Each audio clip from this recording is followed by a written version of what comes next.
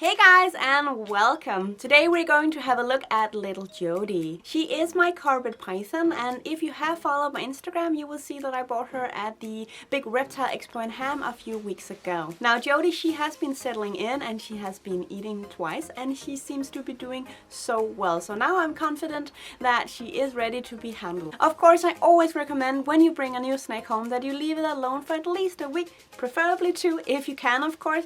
Make sure that they eat and make sure that they're comfortable and that they have de-stressed and gotten used to the surroundings before you take them out and handle them. Because as I've also said earlier, handling your snake is only beneficial to you, it's not beneficial to the snake. So you have to make sure that they are doing just fine before you take them out to handle them. Carpet pythons in general are quite known in the reptile industry, and you will most likely also find them in pet stores. And when you go to these reptile expos, they're not that rare, but they're not that widely known for beginners, if you can say it like that. Carpet pythons are amazing snakes. I can totally recommend them if you are looking for a beginner snake and you may not want a ball python or a corn snake. You can go for something like a carpet python. Usually carpet pythons, they are yellow and black, but more and more morphs are coming forward. So there's also the albino, and then there is the zebra morph like Jodie, for example. But in general, this snake has this beautiful yellow look to them and they are absolutely stunning. These guys, they are semi-arboreal, which means that they live both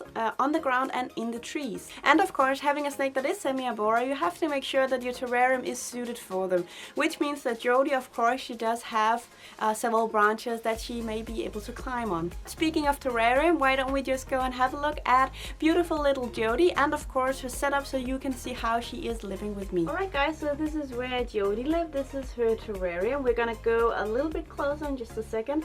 I just want to give you an overview.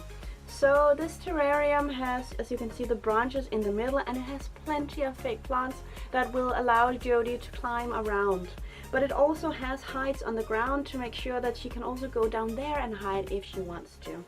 So this is how it looks overall. Alright, I think we found her. This is Jodie. She's right up there in the corner. It's a bit difficult to see, but as you can see, she's actually basking a little bit in the light that gets through the window.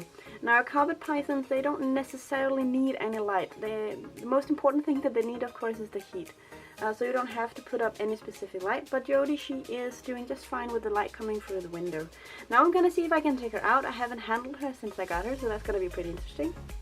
Alright, from what I've heard when handling carpet python, it's best to go underneath, as it pretty much is with any snake, because if you go from the top and down, they might see you a little bit as a threat, so go in from underneath if you can, or from the side.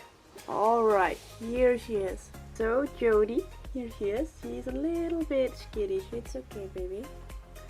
It's okay. Alright, I really hope that you can see her just well enough. Now Jodie, she is the morph type called the zebra, and she also has a head albino, and head here meaning that it's not a visible gene. Jodie here, she is not what can you say, a typical carpet python. As I talked about before, typically they are this yellow and black, but she is a morph type, so she looks like this. The reason why I chose Jodie was because I fell absolutely in love with her head and her eyes. Like, she's so beautiful. She has the most beautiful eyes.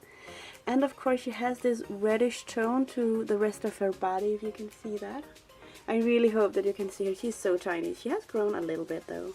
Easy there, girl. Easy, girl. But she definitely has calmed down since I got her. When I got her, she actually bit me right in the thumb. Now, I could barely feel it because she's so small, but you know, I was not in doubt that she bit me. She had quite the attitude. There we are. See how she's calmed down now? Beautiful girl. Oop.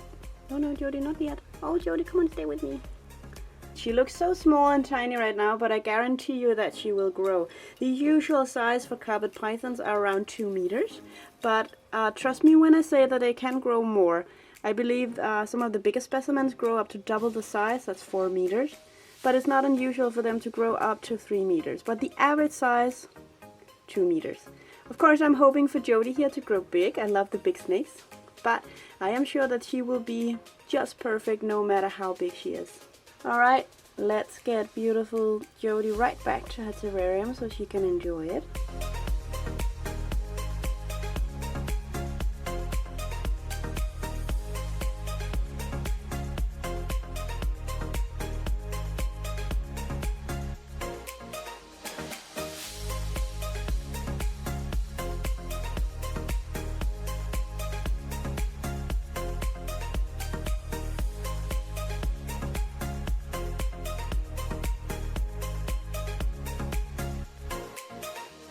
Alright guys, that's all for today. I really do hope you enjoyed this video on my carpet python Jodie. If you have any comments or questions, just put them right down in the comment section. And if you want to see more videos from me, just press that subscription button right away. Thank you guys so much for now, and bye bye!